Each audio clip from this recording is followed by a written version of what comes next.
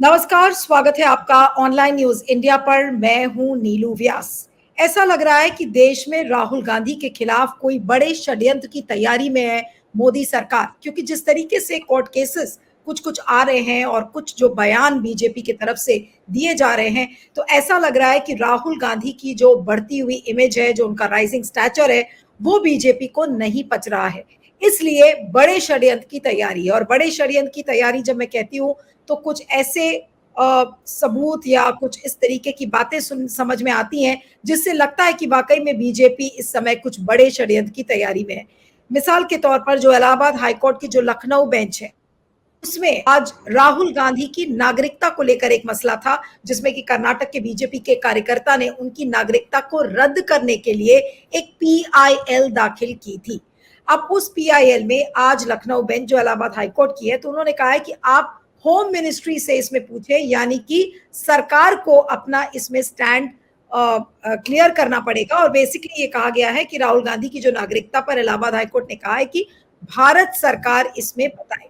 अब इसमें जो पूरा जो मामला है, जो लाइव लॉ में दिया हुआ है कि इलाहाबाद हाईकोर्ट के जस्टिस राजन रॉय और जस्टिस ओम प्रकाश शुक्ला की बेंच ने एएसजी यानी कि जो एडिशनल सोलिसिटर जनरल है सूर्यभान पांडे को इस मामले में केंद्रीय गृह मंत्रालय से निर्देश प्राप्त करने का निर्देश दिया है।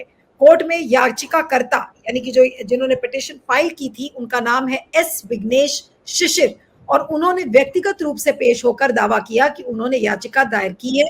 गृह मंत्रालय के विदेश प्रभाग को भी विस्तृत शिकायत भेजी थी और उसने बताया कि वहां शिकायत लंबित है, और कोर्ट ने इसके बाद अपना रुख साफ कर दिया है। यानी कि उन्होंने कहा है कि अब इसमें यूनियन ऑफ इंडिया बताए।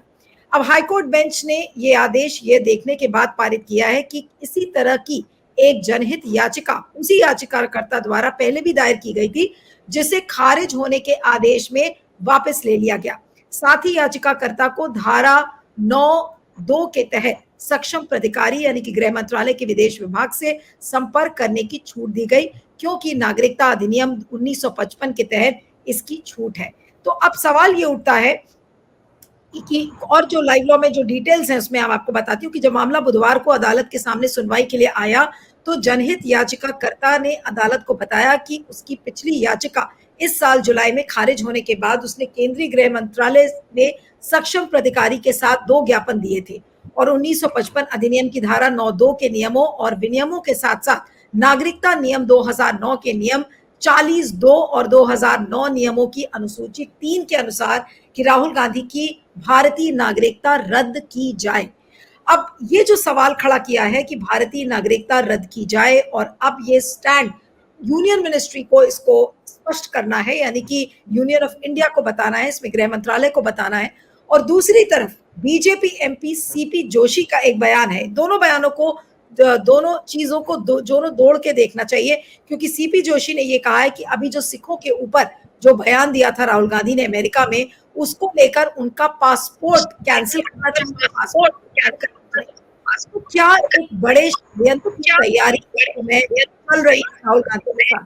चलिए, आज हमारे साथ 2 वरिष्ठ वकील के वकील हैं, कमल कृष्ण रॉय हमारे साथ हैं, और अरुण अग्रवाल जो कि वरिष्ठ वकील हैं सुप्रीम कोर्ट के। अरुण, दोनों का बहुत बहुत स्वागत है। आज की चर्चा में कमल कृष्ण रॉय से शुरू करूंगी कि रॉय साहब, ये जो मामला है नागरिकता रद्द करने का, क्या आपको लगता है कि वाकई में बड़ा षड्यंत्र है राहुल गांधी के खिलाफ?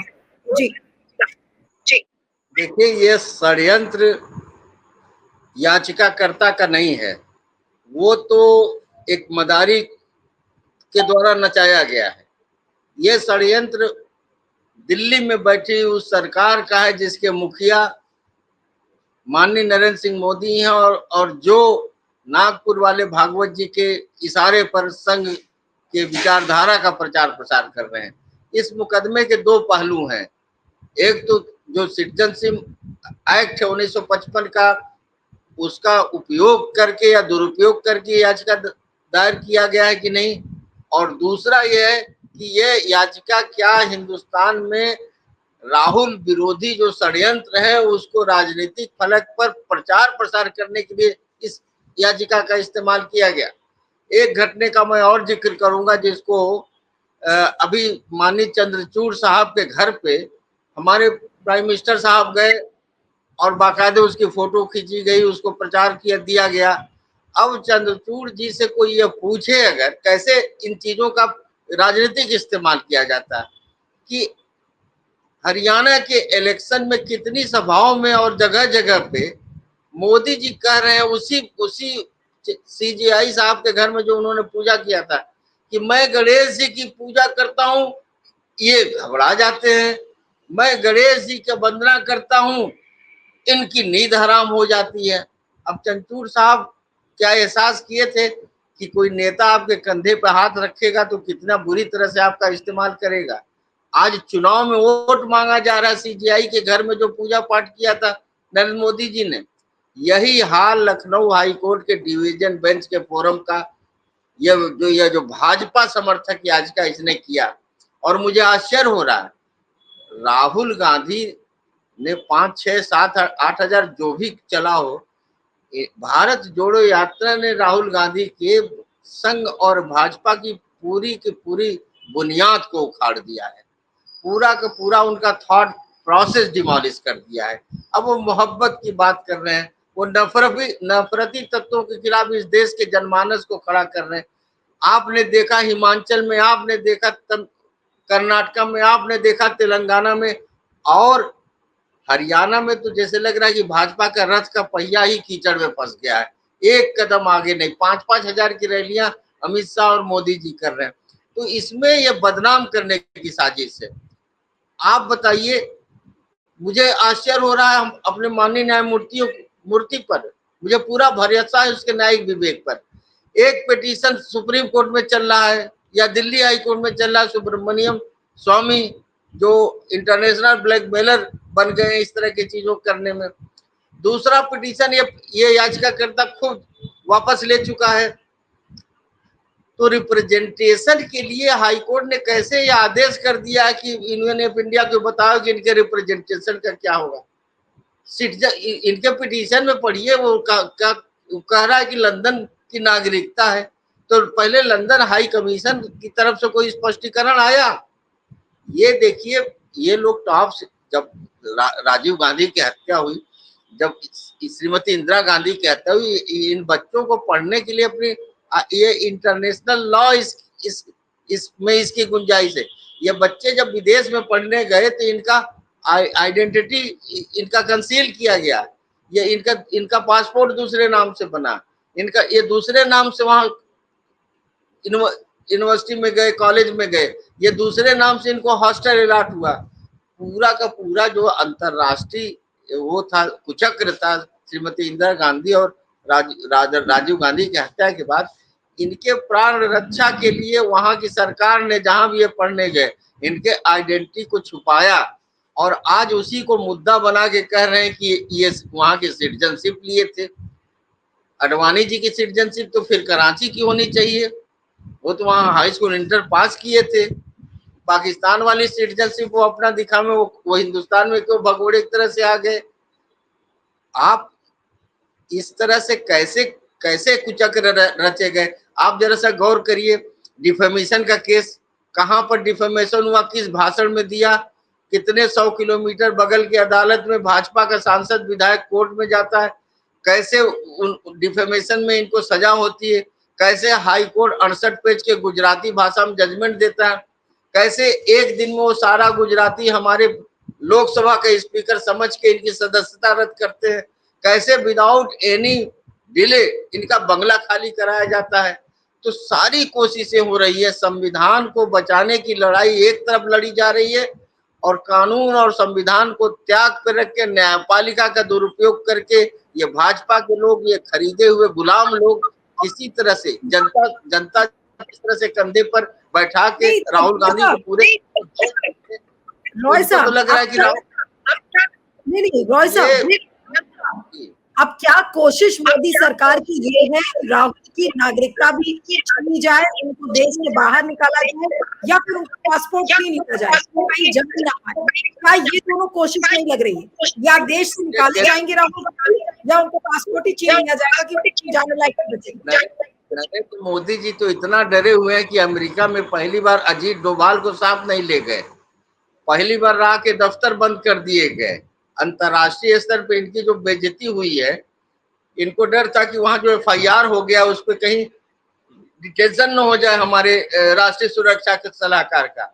जिस मीटिंग में अमेरिका के राष्ट्रीय सुरक्षा सलाहकार बैठा, तो उस मीटिंग में भारत के सुरक्षा सलाहकार की कुर्सी खाली पड़ी थी।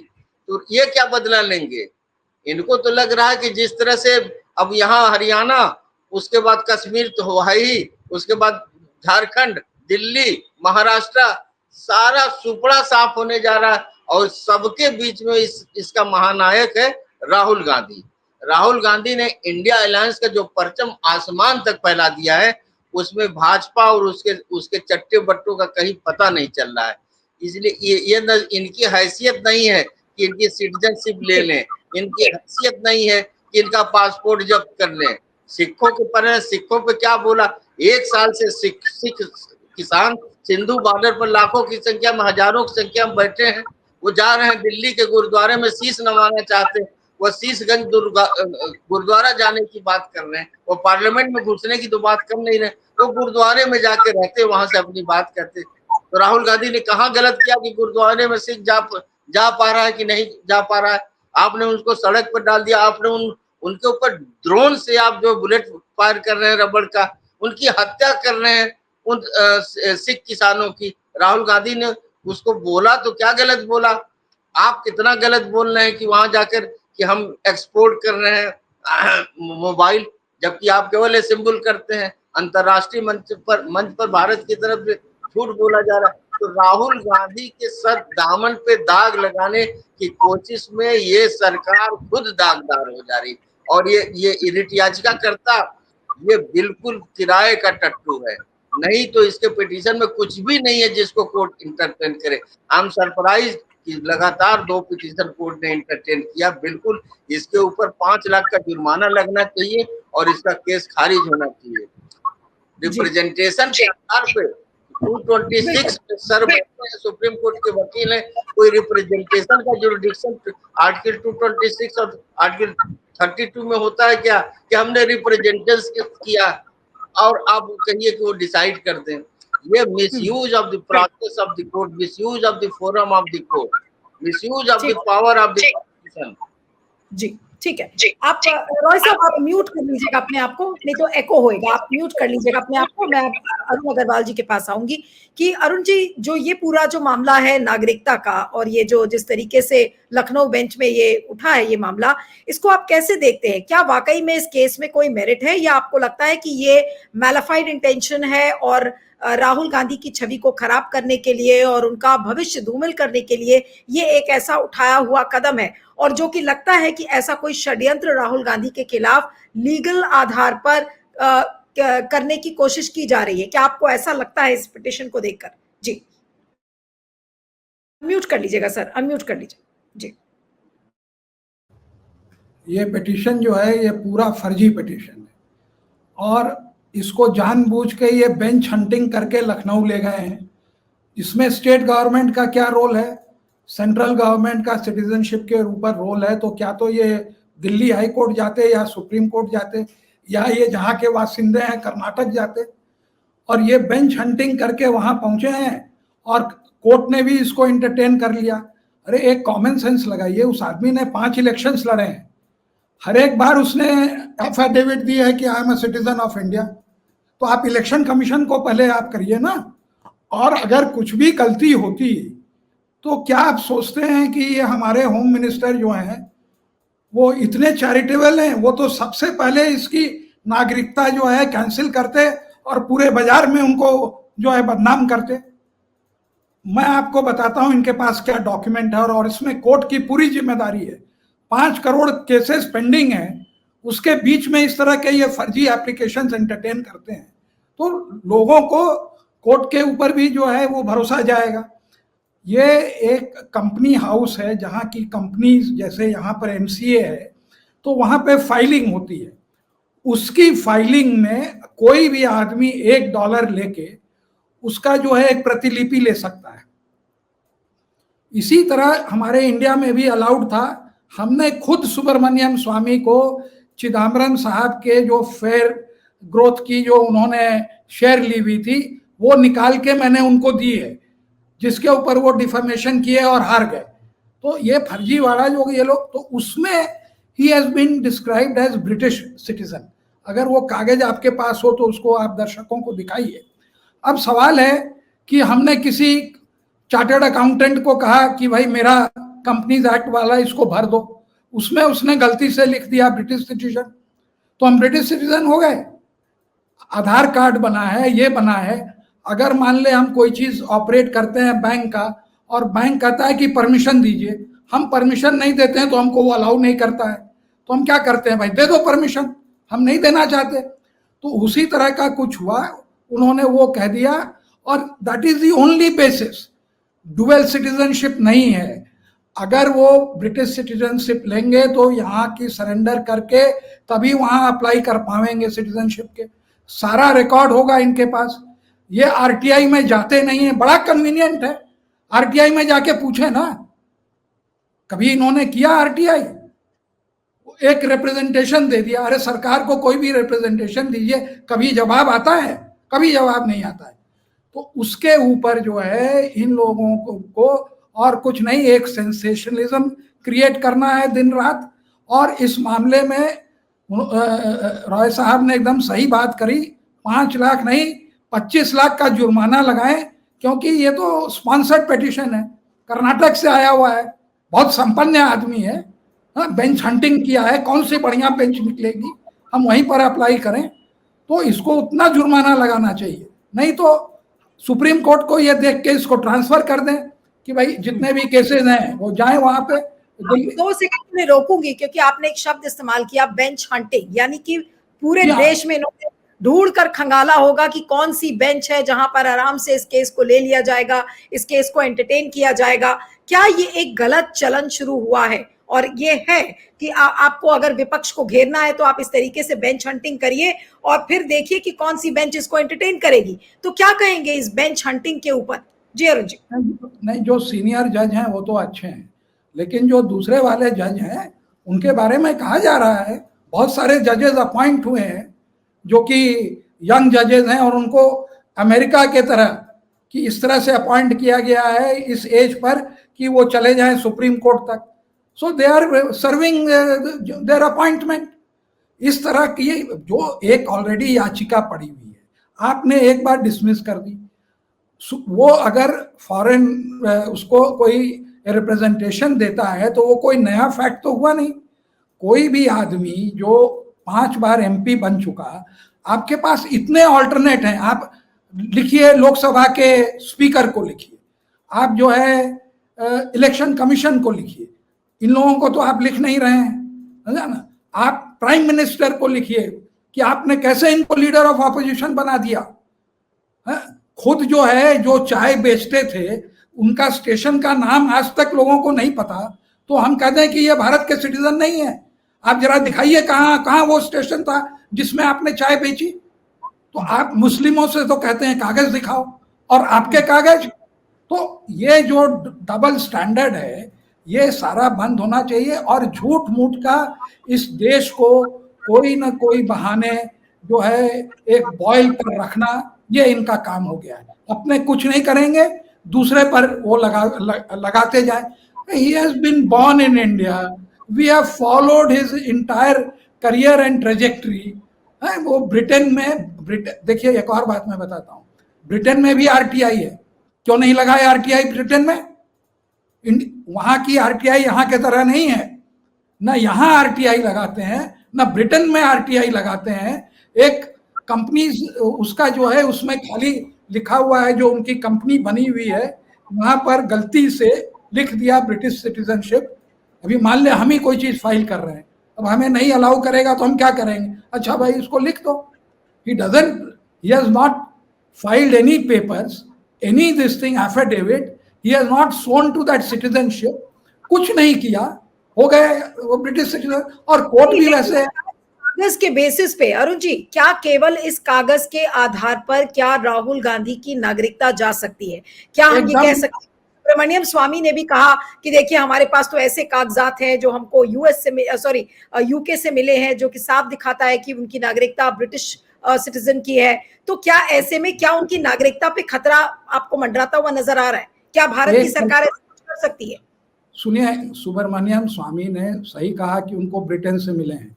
वही आप चले जाइए उनके ट्विटर हैंडल पे, और वही जो कंपनी हाउस का जो वो कागज है, जो ऊपर का जो पेज है, $1 में आप भी उसको जमा करिए, $1 में वो कंपनी का नाम और उसका वो आ जाएगा। वही उनके पास कागज है, उसके अलावा कोई कागज नहीं है। अगर इनकी नागरिकता समाप्त की जाती तो ये सरकार 10 साल पहले इनकी नागरिकता समाप्त कर देती। ये इतनी विंडिक्टिव सरकार है कि ये कब का कर देती, और कहती कि उनको चौराहे पे, ये तो खुद कहते हैं कि नोटबंदी करने के बाद अगर कुछ नहीं हुआ तो आप जिस चौराहे पर बोलिए, मैं आके वो अपना जुर्म का ये करने को तैयार है। तो ये अगर किए होते तो इनको पब्लिक स्क्वायर में ये लोग हैंग कर देते कि देखिए ये इतना बड़ा फर्जी आदमी है कि हिंदुस्तान का सिटीजन नहीं है और वो वहां का है, और यहाँ पर ये इलेक्शन लड़के एलओपी बना हुआ है। पूरा सरकारी तंत्र उनके हाथ में है। ये क्यों नहीं कर रहे हैं? क्योंकि है ही नहीं ये सच बात। बस झूठ है, चुप रहो, कनाइव करते रहो। इतनी भी ग्रेशियसनेस नहीं है कि ये जो फॉरेन मिनिस्टर जिसको कि अच्छी अच्छी पोस्टिंग मिली कांग्रेस के समय में, वो खड़ा होके ये कहे कि yes I stand for the truth and I have verified that the leader of opposition is not a British citizen and it is an Indian citizen. ऐसे ऐसे तो हमारे लोग पढ़े लिखे लोग हैं। मतलब इनका क्या काम है? बैठे रहना, सैलरी ले रहे हैं, हमारी सैलरी, टैक्स पेयर से सैलरी मिल रही है ना। तो इनके पास जो है कोई भी ऐसा नहीं है कि ये कह सके कि जो है ये सिटीजनशिप है। और ये ख्याल रखिएगा, जब भी हम लोग बात करते हैं, 5 करोड़ क्रिमिनल केसेस जो है पेंडिंग है। ऐसे ऐसे लोग जो है जेल में बंद हैं 5 साल बगैर बेल में, कोई कारण से, उसके लिए तो जुडिशरी को टाइम है नहीं, और ये सब फालतू पिटिशन के लिए टाइम है। एक बार उन्होंने कर दिया उसको डिसमिस, दोबारा ये पहुंच गए और उसको एंटरटेन कर लिया। ये भी एक थ्रेशोल्ड होना चाहिए ना। जैसे चीफ जस्टिस ने एक कर्नाटक के जज को बुलाया, कहा कि आपने कैसे कह दिया कि पाकिस्तान है, और आप लेडीज से कह रहे हैं कि यू विल, माने अपशब्द जो किया, आउट ऑफ द टर्न लेके उसको अपोलोजाइज करना पड़ा। वैसे ही इनको ऐसे करना चाहिए कि भाई एक तो फालतू पीआई, अच्छे पीआईएल तो ये लोग करेंगे नहीं, उस पर ऑर्डर देंगे नहीं, और ये जो फालतू पीआईएल हैं, चूंकि इसमें सेंसेशनलिज्म है, इनका नाम होगा, वाहवाही होगी, और लोग कहेंगे कि हाँ क्या एंटरटेन किया। आपने देखा गुजरात हाई कोर्ट में 3 कोर्ट से लगातार राहुल गांधी ने अपनी वो डिफेमेशन केस हारा, और जब सुप्रीम कोर्ट ने एक बात खाली पूछ दी कि अच्छा भाई तुम लोगों ने तो इतने पेजेस लिख दिए इनके खिलाफ, हाँ, कि 2 साल तुमने एक लाइन भी नहीं लिखी, why have you given in the maximum sentence, उसको जस्टिफाई नहीं किया। आप सोचिए कि उसमें 4 जजेस लगे थे और एक जज को ये नहीं दिखा। इसका मतलब that the judiciary itself is politically inclined and it is acting along political lines, और कुछ नहीं दिखाता है ये। and it's a very sad commentary कि जुडिशरी के ऊपर भी अगर ये कहेंगे कि ये कमिटेड जुडिशरी हो गई है, तो ये कहना जो है बहुत गलत नहीं होगा। मेरा ये सोचना है कि इस आदमी को बुला के कॉस्ट डाला जाए, और अगर कहीं भी गलत एफिडेविट दिया हो तो इसको जो है वो 340 में जो है 7 साल की सजा में उसको भेज दें, केस फाइल्ड फॉल्स है। बिल्कुल, लीगली ये कितना कमजोर केस है ये आप दोनों ने एक्सप्लेन किया। आप रॉय साहब, मैं आपके पास आती हूँ, अनम्यूट कर लीजिएगा, कि क्या ये एक बड़ी साजिश है, भले ही खोखले आधारों पर, लेकिन राहुल गांधी को जहां जहां से तंग किया जा सकता है, जहां जहां जिन जिन आधारों पर उनको फंसाकर उनको कमजोर करने की कोशिश की जा सकती है, जहां पर उनके खिलाफ साजिश हो सकती है, उसमें कोई कसर अभी भी बीजेपी की सरकार नहीं छोड़ रही है। भले ही उसको मुंह की खानी पड़े, भले ही उसकी बेइज्जती हो जाए, लेकिन राहुल गांधी के खिलाफ साजिश और षड्यंत्र की जो प्रक्रिया है उससे बाज नहीं आएगी बीजेपी। क्या ये बिल्कुल साफ नहीं हो गया? ये नागरिकता कानून का जो पिटीशन प्लस सीपी जोशी ने कहा कि इनके पासपोर्ट को रद्द किया जाए, क्या ये साजिश नहीं है राहुल गांधी के खिलाफ जो मोदी सरकार लगातार रचने में लगी हुई है? देखिए, सीपी जोशी का बयान उनके पासपोर्ट रद्द करने के संबंध में और वर्तमान याचिकाकर्ता का पिटीशन लखनऊ बेंच में, दोनों यही साबित कर रहा है कि यह षड्यंत्र बहुत राष्ट्रीय स्तर का है। लेकिन इस षड्यंत्र का स्रोत क्या है, इस पर भी हम लोगों को थोड़ा सा समझना चाहिए।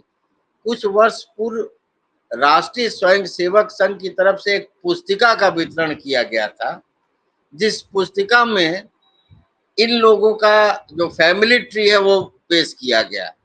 ये लोग कौन है, ये नेहरू परिवार का खानदानी सजरा क्या है। तो आया कि राहुल गांधी, उनके पिता राजीव गांधी, उनके पिता फिरोज गांधी, उनके नाना जवाहरलाल नेहरू, उनके पिता मोतीलाल नेहरू और उनके पिता इम्तियाज गाजी। मोतीलाल के पिता थे इम्तियाज गाजी। इम्तियाज गाजी के पिता रहे होंगे सरफराज गाजी। सरफराज गाजी के पिता रहे होंगे फराज गांधी। तो इस तरह इन्होंने एक दुष्प्रचार फैलाया था कि ये नेहरू परिवार जो है ये कश्मीरी ब्राह्मण नहीं है, यह मुस्लिम परिवार से ये परिवार निकला, क्योंकि नहर के किनारे ये लोग कहीं कुछ खेत बेचते खरीदते थे, इसलिए नेहरू हो गए। तो शुरू से ही एक गलीज मानसिकता के साथ नेहरू परिवार पर इन्होंने कीचड़ उछाला। इन्होंने किस तरह से कीचड़ उछाला कि नेहरू जी अपने बहन की बच्ची को सीने से लपटाए हुए हैं, विजया लक्ष्मी पंडित को, और वो ये आरएसएस के लोग प्रचार कर रहे हैं कि नेहरू जी कितने विलासी थे, कितने अय्याज थे, किस तरह से नौजवान लड़कियों को पकड़े रखते थे। वो लड़कियां थी उनके बहन की लड़कियां। इतने निर्लज्ज लोग हैं कि बड़े बुजुर्ग जो सारी दुनिया जिसकी पूजा करती है उसके इस तरह के फोटो प्रचारित किए। इसी तरह से उन्होंने इंदिरा गांधी को आज भी वाडरा लगा के कहते हैं, जानबूझ के बताना चाहते हैं कि ये वाडरा है, ये प्रियंका गांधी नहीं है। उनका कोई एक टुटपुजिया भी आ जाएगा टेलीविजन पर बोलने, कहेगा प्रियंका गांधी वाडरा। बार बार साबित करते हैं कि ये हिंदू नहीं है, ये ब्राह्मण नहीं है, इनके अंदर भारत के संस्कार नहीं है, ये विदेशी लोग हैं। और इसी का एक निकला हुआ ये है ये रिट याचिका। मुझे दुख नहीं है, मुझे इस तरह के जरखरीद गुलामों के इस कुत्सित प्रयासों से कोई दुख नहीं है। ये तो झूठ का पूरा विश्वविद्यालय चला रहे हैं। ये तो क्या क्या, ये तो कितना झूठ, ये छोटे मोटे लोग नहीं झूठ बोल रहे, इनका प्रधानमंत्री झूठ बोल रहा है, इनके मुख्यमंत्री झूठ बोल रहे हैं। लेकिन उच्च न्यायालय को कम से कम ये चीज जो मैंडमस का प्रिंसिपल है कि कोई ऐसा ऑर्डर न करिए जो आपके कंट्रोल के बाहर चला जाए। आपने एक ऐसा ऑर्डर कर दिया है कि सारे राजनीतिक मंचों पर कांग्रेस विरोधी और राहुल विरोधी और इंडिया अलायंस विरोधी लोगों ने कहना शुरू किया कि इस देश में नागरिकता नहीं। मैं आपको पढ़ दूं सेक्शन 9(2) में अगर कोई यह कहता कि यह व्यक्ति जो भारत का नागरिक अपने को बता रहा है, इसने किसी अन्य देश की नागरिकता भी ले ली थी, पासपोर्ट इसके पास हो गया था, तो प्रेस्क्राइब्ड अथॉरिटी किससे मांगेगा? अरे ब्रिटिश हाई कमिश्नर से क्यों नहीं मांग रहा है? आपका राजदूत वहां पर बैठा हुआ है। ये जयशंकर साहब, जिनको कभी भी एक दिन का एहसास नहीं हो पाया कि वो देश के विदेश मंत्री हैं, पूरी विदेश नीति मोदी जी के जेब में रहती है, वो क्यों नहीं ब्रिटिश हाई कमिश्नर के यहाँ बैठ के, उनके पास तो, उनको तो विद इन नो टाइम्स कोई भी सरकार के स्तर पर मांगेगी तो दे देंगे। आखिर होता तो जरूर ले आते। सुब्रमण्यम स्वामी जो झूठ बोल रहा है दिल्ली में बैठ के मेरे पास है, तो अब तक क्या वो ब्लैकमेलिंग करना चाहता है राहुल गांधी के साथ? क्या उसके एवज में कुछ और चाहते हैं नेहरू परिवार से? तो ये का पूरा डाइवर्ट कर रहे हैं। ये हरियाणा में जैसे कोई इलेक्शन का ये बुरी प्राप्त हो रहे हैं, ये 90 में ये 75 सीट हारने जा रहे हैं। तो इस तरह से ये पूरा का पूरा अटेंशन डाइवर्ट करते हैं। इस रिट पिटीशन का कोई भविष्य नहीं है, ये खारिज होगा। याचिकाकर्ता का जो इल इंटेंशन उस पर हमारी माननीय न्यायमूर्ति उस पर जुर्माना लगाएंगे। लेकिन यह बहुत दुखद है कि लोकतंत्र में जनादेश से अपनी ताकत का अंदाजा जो लोग नहीं कर पाते, जो चुनाव में लगातार हारते जा रहे हैं, जिसको इस देश का किसान, इस नौजवान और इस देश का सारा सारा बेरोजगार रिजेक्ट कर रहा है, वो अदालतों के जरिए हिंदुस्तान की राजनीति और ये मंदिर मस्जिद के जरिए हिंदुस्तान की राजनीति कर रहा है। जी, ठीक है। अब मैं अरुण जी के पास आती हूँ। अरुण जी, अंतिम कमेंट आपके हवाले से क्या कहेंगे इस पूरे षड्यंत्र के ऊपर? एक बड़ी साजिश रचने की कोशिश तो की जा रही है, लेकिन किसी भी सूरत में, क्योंकि जो ये इलाहाबाद हाईकोर्ट की जो लखनऊ बेंच है, इसने ये कहा है कि अब यूनियन ऑफ इंडिया को अपना स्टैंड नागरिकता पे क्लियर करना है। क्या ये जो पूरा मामला है नागरिकता वाला, will it hold scrutiny, will it stand the waters? जी अरुण जी, बहुत संक्षेप में।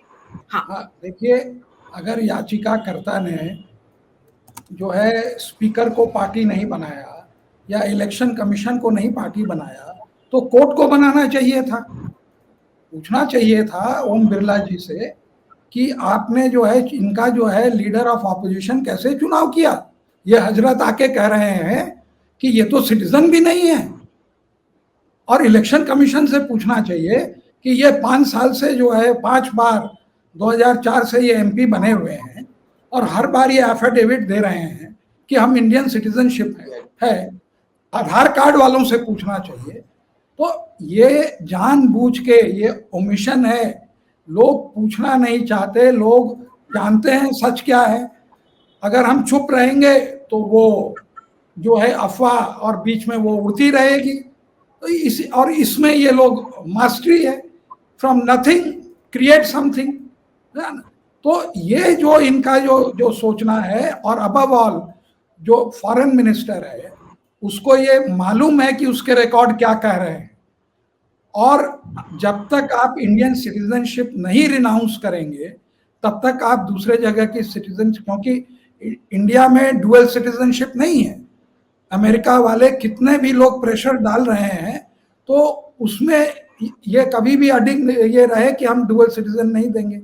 तो आपके पास कहाँ उन्होंने अपनी सिटीजनशिप सरेंडर की?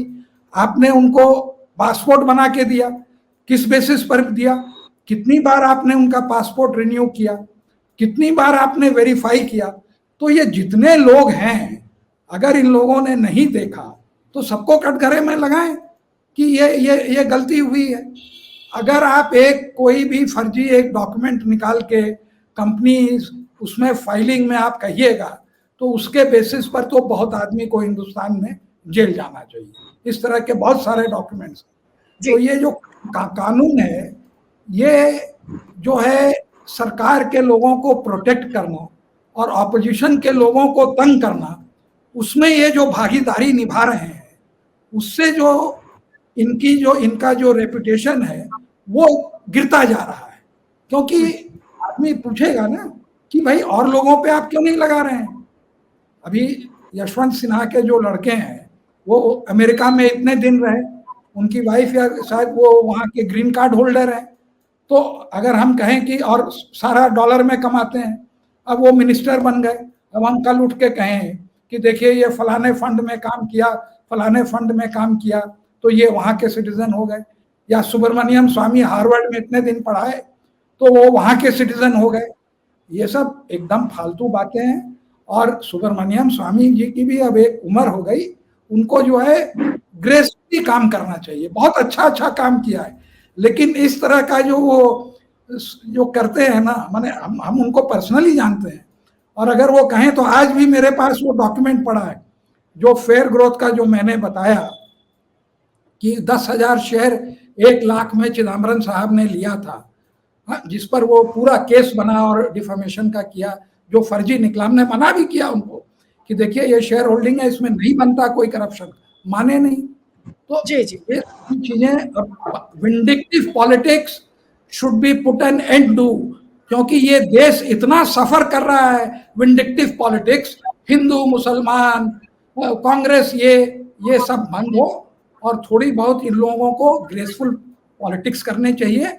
ये फॉरेन मिनिस्टर के जो फादर थे वो एडवाइजर और डिफेंस एनालिसिस करते थे, बड़े ग्रेसफुल आदमी थे। I think the son should be his father's son and show the same level of charitableness and come out tomorrow. Yes, the foreign ministry has looked into the matter and there is nothing in it. Or he said कि he is not a citizen. Keeping quiet will not do. It is not an option. मेरा इतना ही कहना जी। ठीक है, तो साफ है कि पूरा जो ये मामला है एक बड़ा साजिश, और वो भी राष्ट्रीय लेवल का, जो कि सब दोनों अरुण अग्रवाल जी और कमल कृष्ण रॉय दोनों ने कहा कि ये एक राष्ट्रीय लेवल पर एक बड़ी साजिश और षड्यंत्र है, लेकिन ये वाकई में इसमें सफल हो पाएंगे, इसको लेकर डाउट है। और बहुत सारे सवाल भी हैं इस चीज को लेकर, लेकिन फिलहाल आप देख सकते हैं कि किस तरीके से राहुल गांधी के खिलाफ कुछ जब बिल्कुल जीत नहीं पाते हैं तो कोई ना कोई ऐसा षड्यंत्र लाकर खड़ा कर देते हैं जिससे कि फिर ध्यान भटकाया जा सके। और बिल्कुल यही कोशिश इस नागरिकता वाले पिटीशन को लेकर भी है। ये वही जो बयान सीपी जोशी ने दिया वो भी एक डाइवर्जनरी टैक्टिक्स ही है। आप दोनों का बहुत बहुत शुक्रिया, Arun ji, Kamal ji, thank you so much for joining.